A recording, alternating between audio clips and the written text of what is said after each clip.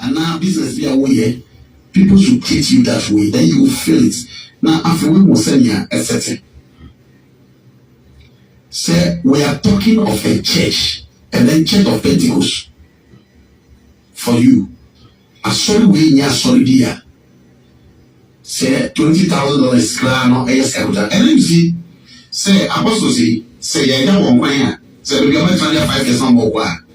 Some politicians, as Russia, yeah, can say, yeah, they should call it, we can be condemning. They haven't taken it. Send off service. Welcome service. Send off service. In every 5 years, they have been taking that as Russia. Now they almost 10 years. Yeah, the money when you're going to make a war. Then we may see about okay. The Sigana, Abaco. Edo.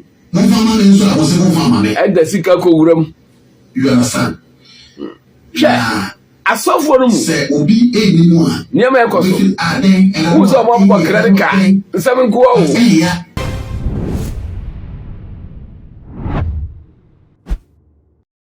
Ebusuya sankete S Gracia nanka S Gracia ni say politicians akwankwa Jessica na say abanmu adwumayefo empenifo awmasomo mei na omukọ mahumgie mu no omo nanka S Gracia no eya na yede mo say akwankwa ja omode ekofi akwaje omo ahome enokra nam so my papa yemampeni dada John Dramani Mahama campaign ya oye onokra kire say oba no obehwe na wayi efi ono kwa mabim bisa ne se papa wo yi efi ona de se nya woje ndada no ode beba na ana se eno de ekonti etwem ne mum foforo no na abehwe se yebetwem a omo be de omunsa enkebi eno no eye question of for eno no ya asemse ba amafo ebisa no na ebusia se na enye as politicians no nkwa anasa banwumefo no nkwa na eje S Gracia asori mo nso se na S Gracia ekoso audio bi ababontin a Church of Pentecost S Gracia ya asofo mpenifo bi eje no ase edije bi yaba enu to bi nam so aye ho audio na babontin mu nchiremu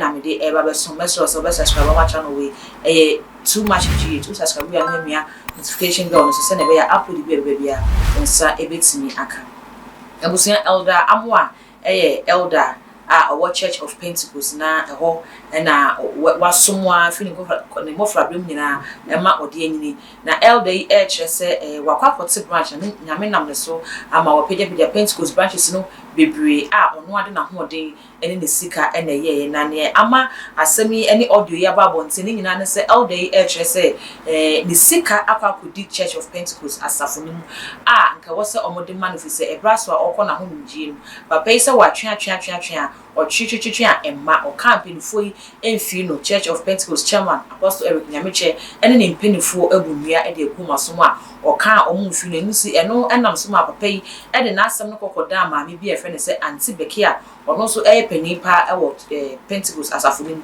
inte anti beki ni ne se okay wo de senya asem na kwakwaye no onya bibia e fama ono anti beki no bedi echi no ahwese ne sa e beka ne sika anti beki edi asem yi echi no Church of Pentecost Apostle Nyamekye ene ne penifo atrokrata se antibeki no ene elder ni na omatrokrata de apamo efi Pentecost asafoni atiefo mpamacho odi obi ato awontere efa Pentecost Church emu oduru ensema wo audio no mu no nipakum bi ma bo pass egokum obi nkamo chese anu edene the chairman of Pentecost Apostle Nyamekye mpamacho wunti titiro wona ada asoro nyina no ana me yesa audio wi Kristo ya ba Kristo mu a ya nyina ya baako nti obi anka se we amfa me ho we se dabi Yesu Kristo be wu ma ya nyina na no me ti se chairman of Pentecost o ka se amanfo bi ne na Facebook na yi akeka nsam bia nti omo chairman mi bu me respecto na ni amanfo akeka no why you remove say enokre ana enye nokre anya obi anti omo first night sa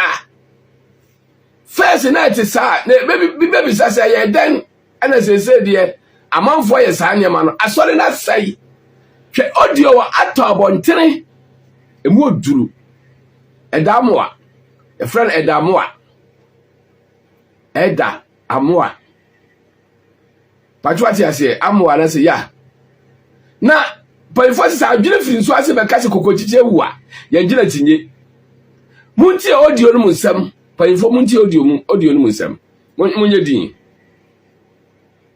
and now business be away people should treat you that way then you will feel it now after we will send you a certain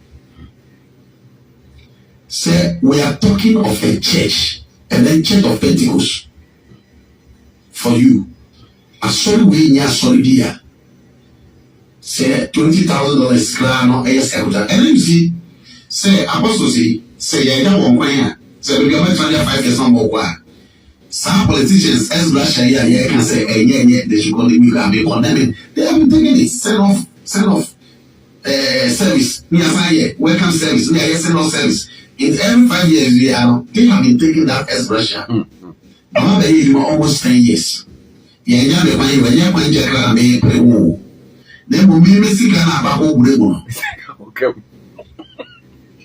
me sika na aba ko gure mo edo mo fama me nso a mo se mo fama me eda sika ko wuram you understand yeah asofo no mu se obi eni mu a niam e koso wo so mo mo credit card nsam nko o and Yanaka, Messi Medici apostle, and one apostle on the year 3 days old me. Now I mean, you to see the bishop. Abrabaki, won't see yeah, mammy, around the here or UK. Ma, around the key. At least I said, no, and I offer you. What about you? Or I send a matter and see you. Also, okay, train. Mema apostle Ajimai. Bequeen, AIMD, Mema message. Na, Mamma. Papa message ya anyone with people and papa ball let the man say upon my feet the church of Pentecost. Oh dear. And so they say upon around the church of Pentecost. Oh dear. Nation I hear the program all year. This is the program why that. Oh dear. They won't say Mamma around the people beside the scandal. What's it? Oh dear. Only chairman. Could be your man to be secular. So my pound if you are sorry. Oh dear. Yeah, Motie apostle Apia when baby Nyamemba Motie the angel and by force adwene fin so ase beka se kokochiche wu a egina tinye onu om no wo ho watere mo ache Nyamemba mo Mr Apostle Nyamekye ma me se me bu me respect o ma me kwane ne nasofo ni nyina da e ma me quotation kire se e pani pa fra sori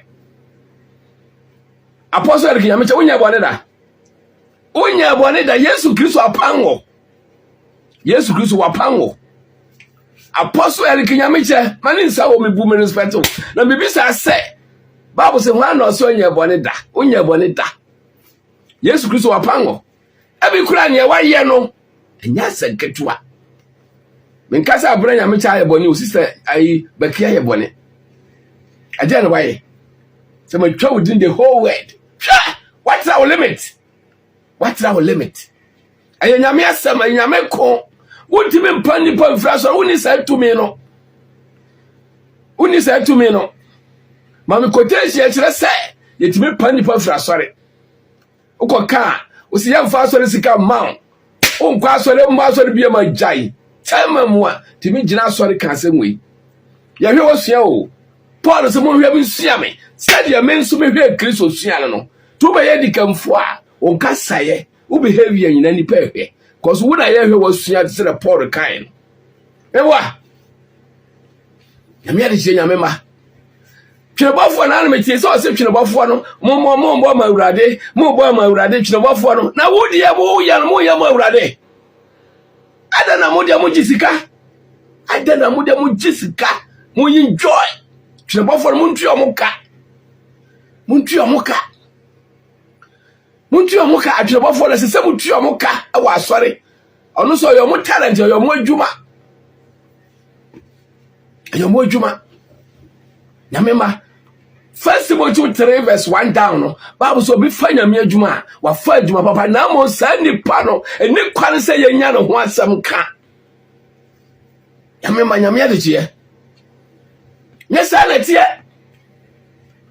unya bone da opani pa fra asora sister baki asora mami quotation say ya pani pa fra asora ɛda mo ahwɛ hwɛ baako bi so a wɔso muntie baako bi so a wɔso baako bi so a wɔso wɔ ha baako bi so a wɔso agyeman da queen ɛkan baako bi so a wɔso and I say I was shocked say asɔfoɔ mu saa nneɛma wɔ etim kɔ so